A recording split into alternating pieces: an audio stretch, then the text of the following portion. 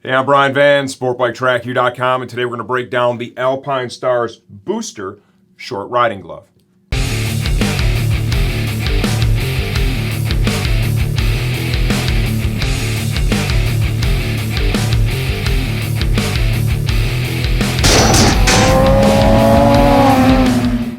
The Booster gloves are available in 3 colorways. $79.95 is the retail as of the time we're shooting this video. Please understand we don't update for pricing changes, only if the product itself has been completely redesigned.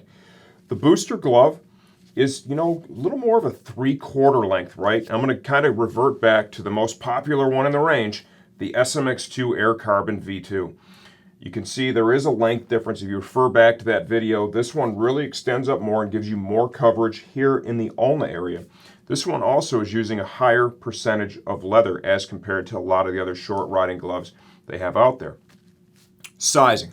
I have on a 2X in this glove. It fits and feels amazing. Really good dexterity, a lot of comfort, especially considering the amount of leather that they have used in this glove. I think most riders, you could go with your standard size and probably get a really good fit.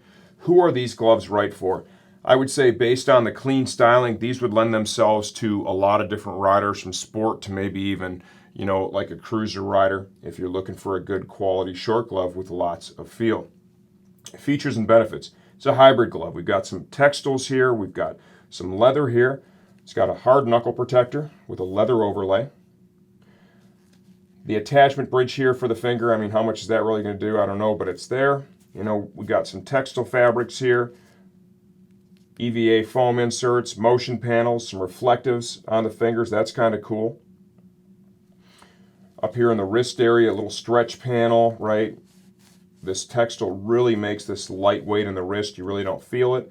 The thumb is done, and that's an abrasion-resistant textile, not as heavy as like a stretch fabric you'd see in a race suit, but still rather robust. EVA foam there in the real hot spot. Full leather palm, overlay in the area where your hands touch the grips. For additional protection, that Clarino overlay that is the finger bridge rolls over the side of the hand. That's kind of a key crash zone when people put their hands out, right, to help hold the glove together. Some EVA inserts here, additional layer of leather. Entry and exit is managed right here, right, with leather and Velcro. And there is some EVA foam here on the back side of this. So with this glove, as compared to like the SMX2 Air Carbon V2, you're really picking up a lot more protection right here in this area, higher percentage of leather. Trade-offs would be that this does not have that spandex, that lightweight spandex in between each of the fingers. It really encourages airflow. This glove is going to allow less air into the glove, so it's going to run a little bit warmer if that's what you're looking for. It does have the stretch panel right here in between the thumb and the index finger that really helps to enhance the fit of the glove. It makes it a lot more comfortable when you're on the bike. Touchscreen compatibility. Looks like we have to adjust another product listing because the finger works.